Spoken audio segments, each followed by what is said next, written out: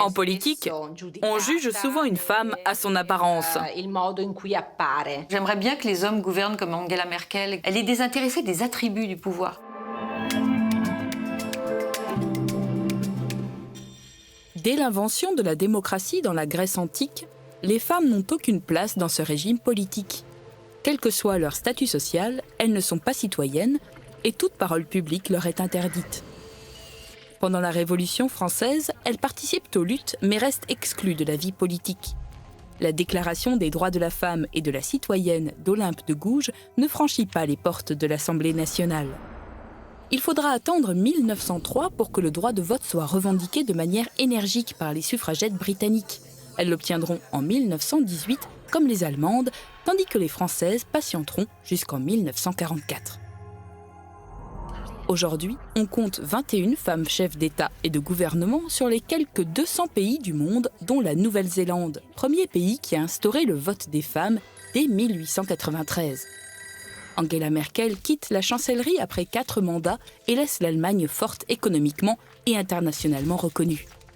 Les femmes sont-elles meilleures dans l'exercice du pouvoir ? Pour en discuter, Alessandra Moretti, députée européenne, membre du Partito Democratico, le parti démocrate italien, et Marion von Rentergem, journaliste grand reporter et autrice d'un documentaire et d'un deuxième livre, C'était Merkel, sur un sujet qui l'inspire. La chancelière allemande est la 3e femme de cette émission. Après 4 mandats, 16 ans à la tête de l'Allemagne, elle quitte le pouvoir et souhaiterait que l'histoire retienne qu'elle n'a pas ménagé sa peine. Je ne l'avais pas repérée avant, Angela Merkel, quand elle était chef du parti d'opposition. Je n'avais pas vraiment fait attention à elle. Mais quand j'ai vu arriver, quand je l'ai vu battre ce mâle dominant très machiste qu'était Gerhard Schröder, et la manière dont cette petite femme qui n'avait l'air de rien, mal habillée, mal coiffée, très timide, très réservée, l'emportait face à cette espèce de macho invraisemblable qu'était Gerhard Schröder avec son cigare et sa misogynie invraisemblable, parce qu'il faut revoir les archives du débat entre les candidats qui a eu lieu le soir de l'élection, et Schröder a une attitude mais on pourrait même pas concevoir aujourd'hui après MeToo et tout ce qui s'est passé. Il est dans le mépris, la condescendance, la négation de cette femme, où il dit mais elle ne pourra jamais devenir chancelière. Mais attendez, on parle d'une chose sérieuse, on parle de la chancellerie, on parle pas d'un petit poste ministériel. Vous n'imaginez quand même pas que cette femme va devenir chancelière. Toutes les femmes en Italie, mais aussi en Europe en général, ont subi le sexisme ainsi qu'une mentalité machiste, que ce soit dans le monde du travail ou dans le reste de la société. Et en Italie, ce sentiment, cette culture est très profonde, très enracinée. Elle est difficile à renverser. Une femme qui choisit de faire de la politique sans renoncer à sa famille, à ses enfants et à être une femme, subit tous les jours des gestes et des attitudes machistes. En politique, on juge souvent une femme à son apparence. Disons que c'est une culture très répandue. Angela Merkel en a été victime. On a souvent ironisé sur son look. Mais il n'y a pas qu'elle. D'autres femmes politiques ont été jugées en fonction de leur apparence. Ce qui m'intéresse le plus chez Angela Merkel, c'est sa destinée. Le mur de Berlin s'effondre. Et elle est face à une nouvelle réalité. Et Angela Merkel, c'est justement une scientifique, c'est-à-dire que c'est quelqu'un qui n'anticipe pas. D'ailleurs, on a vu, elle n'a pas été une dissidente. Elle aurait pu se dire, voilà, un jour, la dictature tombera et je l'aiderai à le faire et je ferai en sorte que les idées changent, etc. Pas du tout. Elle a accepté cet état de fait. Elle a composé son monde à l'intérieur de la dictature. Mais en revanche, elle est donc comme une vraie matheuse, c'est-à-dire que tout d'un coup, elle a un problème. Et la feuille, il y a un nouvel énoncé qui se pose et elle se dit qu'est-ce qui est possible, qu'est-ce qui est faisable avec ces données-là. Et un jour, elle va à l'Académie des sciences, où elle était donc chercheuse en chimie quantique, et elle dit à une de ses collègues « La politique me fascine ». Et comme m'a dit le directeur de cette Académie des sciences, elle a disparu, on ne l'a plus jamais revue. du jour au lendemain à l'Académie des sciences. J'ai grandi politiquement en écoutant les discours de mon père, qui était inscrit au Parti communiste italien. Mais mon premier bulletin de vote a été pour le PDS, le Parti démocratique de gauche. La gauche italienne a beaucoup évolué. Elle a connu des étapes très douloureuses et s'est violemment déchirée. Mais elle a aussi connu des formes d'union. Je pense par exemple à la naissance du Parti démocratique, à l'union entre le PDS et le Parti centre-gauche de la Marguerite. Il s'agissait de deux organisations, mais aussi de deux cultures profondément différentes, qui pourtant ont choisi d'engager des batailles communes, ensemble. Notre constitution est née de la résistance et de la lutte contre le fascisme et le nazisme. La constitution italienne renferme des valeurs extraordinairement belles, importantes et qui sont riches de sens.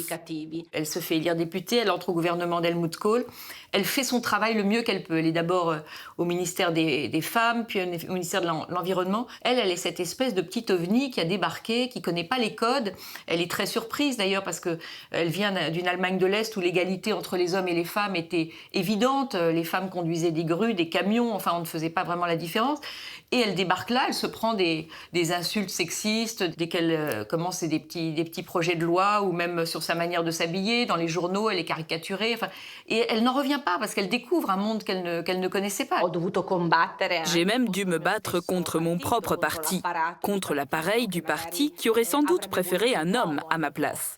Mais pour moi, le vote des citoyens, c'est-à-dire le fait que les citoyens puissent exprimer un vote et écrire votre nom sur leur bulletin électoral, cela est un grand moteur de la démocratie et permet d'imposer des compétences, car ce sont les citoyens qui choisissent. Les citoyens choisissent en fonction de nos compétences, de nos capacités, de notre ténacité, mais aussi de notre constance et de notre esprit du sacrifice.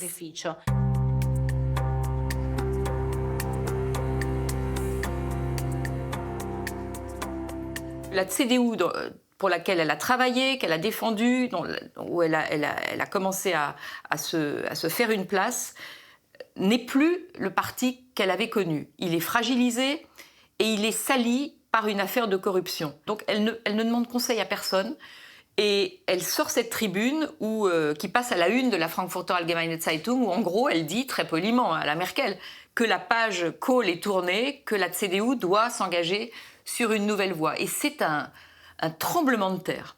Tout le monde dit mais comment ose-t-elle? Quoi, elle, Merkel, cette petite mauviette, la petite Mädchen qu'on n'avait pas vu venir, elle fait cette espèce de coup de force, de coup de théâtre fracassant qui va laisser Kohl ébahi en disant mais comment, c'est vraiment le coup de Brutus envers César, quoi. C'est sa fille adoptive qui lui fait ce coup-là. Quand on évoque une femme puissante en politique, on l'associe à un métal froid. Par exemple, la dame de fer. Ce métal froid inspire le détachement, la distance. Ou alors nous la définissons d'une manière totalement opposée, comme une enfant, une petite fille. On ne reconnaît jamais à la femme une caractéristique qui ne soit ni masculine ni féminine. La capacité, la compétence, la bravoure. On lui attribue toujours une connotation négative. Je crois que cela a été très difficile pour Angela Merkel, comme pour toutes les femmes qui font carrière et qui arrivent à un certain niveau. Parce que lorsqu'on y arrive, vos partenaires sont nécessairement tous des hommes qui font équipe entre eux et cherchent à vous isoler. Elle a très bien compris la psychologie masculine et elle en a joué avec habileté. Elle n'a jamais joué comme chez nous Ségolène Royal qui a souvent rappelé à ses interlocuteurs « Oui, mais vous dites ça parce que je suis une femme, etc. » Jamais, jamais, jamais on entendrait Angela Merkel prononcer une phrase pareille. Elle s'est imposée d'elle-même, par elle-même, et avec une forme de neutralité, enfin sans mettre en avant ni sa provenance, ni son sexe. Elle a créé cette forme d'ennui autour d'elle qui était que je trouve génial pour un dirigeant et inimitable. Comme on le dit souvent, en politique et en économie, il est encore très difficile de percer le plafond de verre. Par conséquent, il est donc très difficile de trouver des femmes au sommet. Mais je crois que ces dernières années, même en politique, ont été lancés des signaux forts. Je pense par exemple à la composition de la Commission européenne. On a du mal à gravir les échelons et à percer ce plafond. Alors je crois qu'il faut des règles politiques, des normes au niveau législatif. Par exemple, le fait d'imposer 50% de femmes dans les conseils d'administration a été une règle très utile. De même que le scrutin binominal paritaire lors d'un vote. Ainsi, l'électeur exprime nécessairement le nom d'un homme et d'une femme. Et donc je crois que la politique doit faciliter la présence des femmes dans tous les secteurs et sur tous les lieux de travail.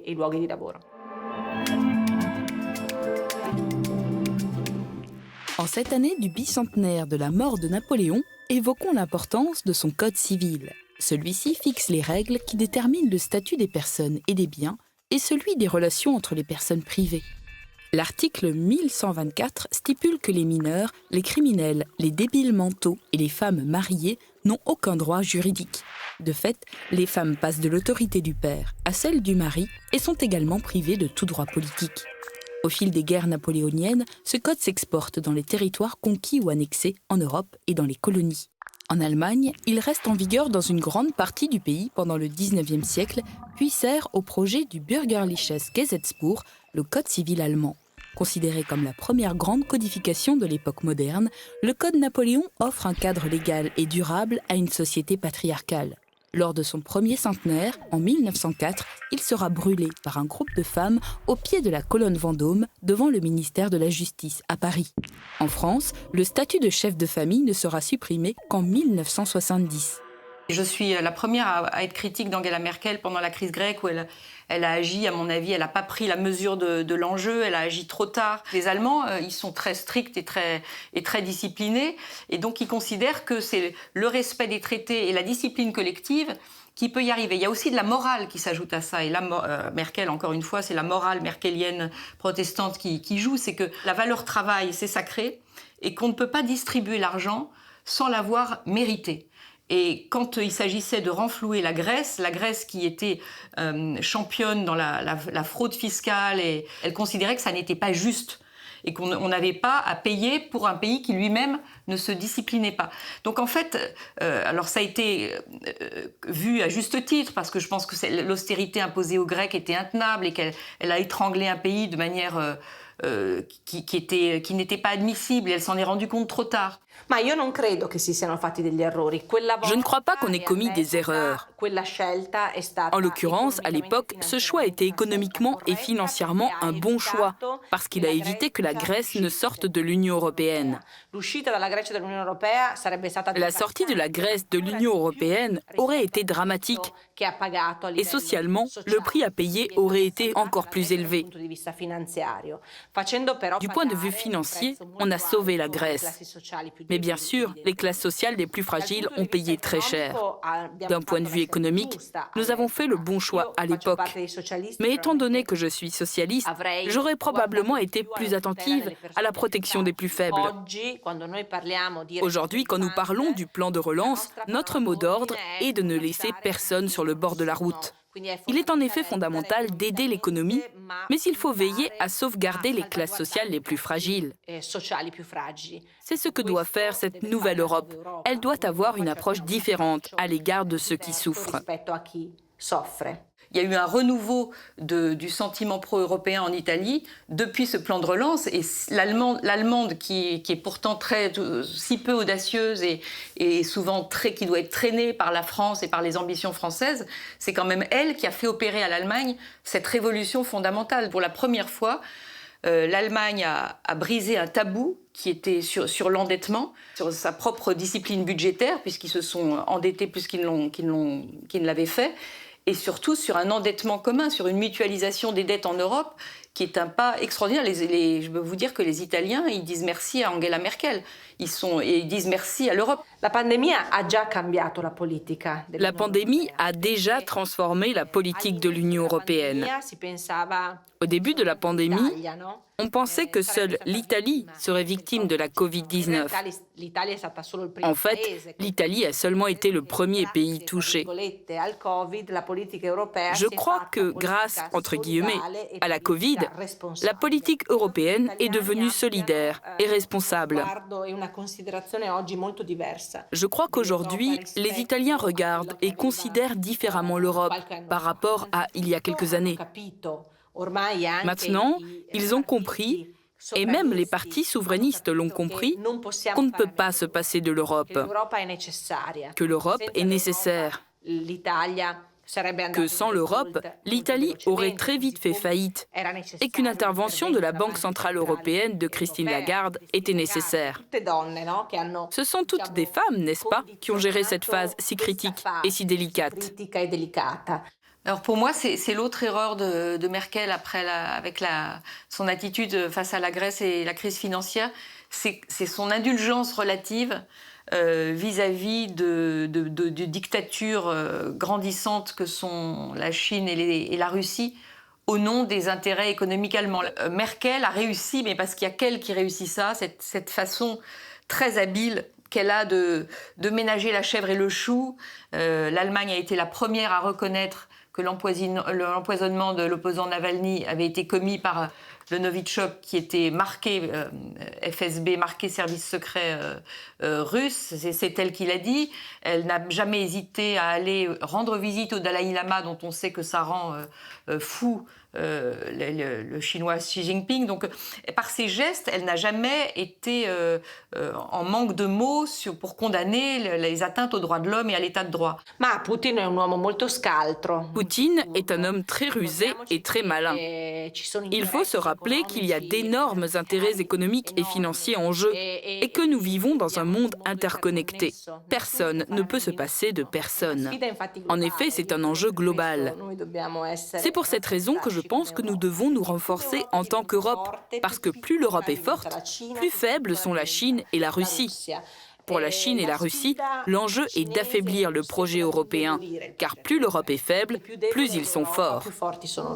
En revanche, elle a réussi parallèlement à toujours privilégier, encore une fois, l'économie allemande, qui dépend de ces deux grandes puissances, et elle n'a jamais voulu s'opposer à ce projet extrêmement contesté qui est le projet Nord Stream 2, qui est donc un accord direct entre l'Allemagne et la Russie de Poutine pour faire passer le gaz russe. Et ça lui est reproché par son opposition, notamment par les Verts. Et je pense que là, elle a réussi à administrer elle-même et à jongler avec ce flou artistique qui n'est plus possible dans l'Allemagne d'après Merkel. Je pense qu'il y a un problème duquel on ne peut plus détourner le regard. Ce sont les droits. C'est l'état de droit. Je crois qu'en tant qu'Europe, nous devons continuer à affirmer avec force que les pays européens qui ne respectent pas l'état de droit ne peuvent recevoir des soutiens ou des fonds européens. Nous devons dire la même chose à l'égard des pays hors Union européenne, la Turquie, la Chine, l'Égypte. À un moment, il faut être capable de faire des choix très durs et très difficiles pour permettre aux pays de vraiment s'émanciper de régimes qui piétinent et qui violent les droits chaque jour.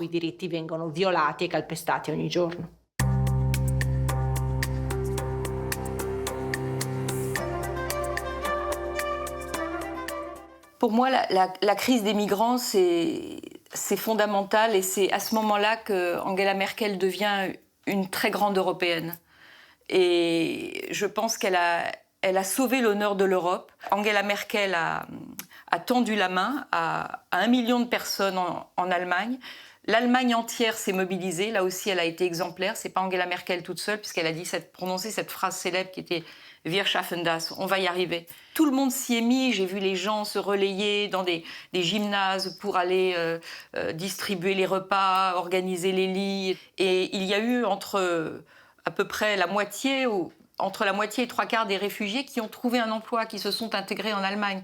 Et je pense que cette attitude qu'a eue Angela Merkel, c'était instinctif. Et c'est, je pense, à la fois la fille de Pasteur et la fille qui a connu la dictature, qui fait que d'une part, on tend la main à autrui quand il est en situation de détresse, et d'autre part, elle-même a été élevée du mauvais côté des barbelés. Et ça, elle s'en souvient. Sur la question des migrants, l'Europe a échoué. Elle n'a pas su modifier le traité de Dublin. Elle n'a pas su imposer une véritable politique d'aide et de coopération entre les États parce qu'elle a suivi les populismes et les souverainismes qui n'ont rien fait concrètement pour résoudre le problème des migrants et des réfugiés. Mais si nous n'affrontons pas ensemble le problème, nous échouerons et nous abandonnerons toute la responsabilité de l'accueil aux pays comme l'Italie et les autres pays du sud de l'Europe, alors que cette responsabilité doit être divisée entre les 27 États membres. Les mêmes qui lui reprochent d'avoir calculé en disant « Ah oui, elle a calculé parce elle savait que parmi les migrants, ceux qui allaient arriver en premier, c'était les plus riches, les avocats, les médecins. » Ce sont ceux qui lui reprochent d'avoir été peu prudente sur le fait que sur les conséquences politiques de l'arrivée des migrants, c'est-à-dire que ça allait en effet susciter de la protestation en masse et réveiller l'extrême droite allemande, ce qui a été le cas. Et ça a été traumatisant pour l'Allemagne, qui, pour la première fois depuis la Deuxième Guerre mondiale, a vu revenir au Parlement européen, dans les élections qui ont suivi, 90 et quelques députés du parti d'extrême droite. Premièrement, elle a fait ce qu'elle considérait comme son devoir. Et deuxièmement, je pense que d'ailleurs ça pourrait même minimiser son geste, c'est qu'elle n'avait pas le choix. Ils étaient là. Ces migrants, ils étaient là, ils étaient entre la Grèce, la Hongrie, l'Autriche, les Balkans, ils étaient sur le territoire européen. Vous imaginez si elle avait mis des policiers et des soldats aux frontières et des barbelés?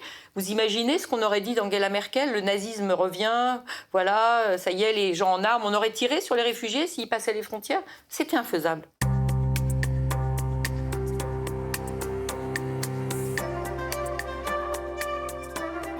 Elle a eu une forme de fulgurance un peu similaire à celle qu'elle a eue face aux migrants, mais pas tout à fait du même ordre, parce que pour le coup, c'était plus de l'ordre du calcul politique, à mon avis.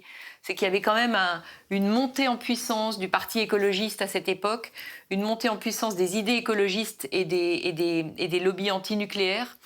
Et c'est vrai qu'elle a été choquée par la catastrophe de Fukushima et elle a dit du jour au lendemain, elle a dit on arrête le nucléaire. Elle est passée devant le Parlement, elle a convaincu le groupe parlementaire. Donc elle a radicalement changé d'avis et elle s'est un peu, liée avec Vladimir Poutine, parce qu'il y a un moment, quand on est contre le nucléaire, on vous dit qu'il faut arrêter le charbon, qui est quand même une des industries les plus fortes, dans le mix énergétique, qui est une part très importante, que les éoliennes ne suffisent pas vraiment à alimenter la première puissance économique européenne, et on doit quand même avoir de l'énergie qui vient de quelque part. Et je pense que les Allemands n'ont qu'une solution assez hypocrite, qui est d'arrêter le nucléaire pour eux, mais d'aller acheter du nucléaire chez les Français. Si des politiques comme Angela Merkel ont une responsabilité, c'est sans doute l'absence d'une politique écologique plus forte et plus sérieuse. Je crois que maintenant, il est très important pour elle d'apporter des réponses en cette période difficile, en raison des inondations qui ont malheureusement frappé l'Allemagne. C'est un coup dur porté à sa politique parce que la fin de sa carrière est marquée par une tragédie de très grande ampleur. Il y a eu tant de morts et de dévastations. Il faut donc mener une politique plus écologique. Il faut être plus attentif à la lutte contre le changement climatique et affronter la question. Au niveau européen, les socialistes commencent à avoir une nouvelle forme d'attention et de sensibilité aux politiques écologiques. La nouvelle Allemagne s'est faite sur ce traumatisme fondamental et fondateur d'ailleurs de la Deuxième Guerre mondiale et du nazisme. Ils avaient même honte de leur drapeau, les Allemands. C'était compliqué pour eux dans les matchs de foot, on sortait pas le drapeau allemand. Et en 2006, il y a la coupe de l'Euro, et pour la première fois, donc vraiment il Il a fallu des années, des décennies. Pour la première fois, l'Allemagne arrive en finale et là, les Allemands sortent le drapeau. Et donc Merkel, elle arrive à ce moment-là. Elle arrive en 2005, au moment déjà où l'Allemagne commence à être un peu libérée de ce poids, cette poids de culpabilité paralysant. Et elle va emporter l'Allemagne vers la prospérité économique et en faire la première puissance économique européenne. Je suis très optimiste au sujet du rôle de l'Italie. Je le suis parce que Mario Draghi est président du Conseil. C'est un homme qui, à l'instar d'Angela Merkel, a toujours fait preuve de compétence, de détermination et d'un grand sens du devoir et des institutions. Et le fait que l'Italie ait gagné la Coupe d'Europe peut être de bon augure. Là aussi, nous avions une équipe de jeunes talentueux, compétents, déterminés. Nous avions un grand entraîneur, Roberto Mancini. Rien n'arrive par hasard, en somme. Un pays grandit et acquiert de l'autorité et de la crédibilité s'il est dirigé par des personnes crédibles, capables et qui font autorité. Elle a rendu l'Allemagne heureuse. Alors évidemment, il y a des gens qui ne sont pas heureux en Allemagne, c'est pas ça, ça arrive partout dans toutes les sociétés, il y a des laissés pour compte et il y a des gens pour qui disent « moi je ne vois pas l'Allemagne heureuse ». Mais malgré tout, la grande majorité des Allemands se portent bien et elle a incarné ça et surtout je trouve qu'elle a changé l'image de l'Allemagne, c'est qu'on n'aimait pas l'Allemagne sous Kohl, ça restait une espèce de pays un peu lourd, à l'image de Kohl d'ailleurs, physiquement. Et elle a rendu l'Allemagne beaucoup plus sympathique par son apparence, par son style de gouvernement et par la femme qu'elle est. Les femmes gouvernent mieux que les hommes, celles que nous connaissons en tous les cas. Et il y avait un petit garçon qui lui a demandé est-ce que c'est possible aussi pour un garçon de devenir chancelier ? 2051, le réchauffement climatique a fait fondre les partis et les gouvernements. Les citoyens emmenés par Greta Thunberg et ses amis agissent pour réparer la planète. Square Idée, c'est fini pour aujourd'hui. Allez les filles!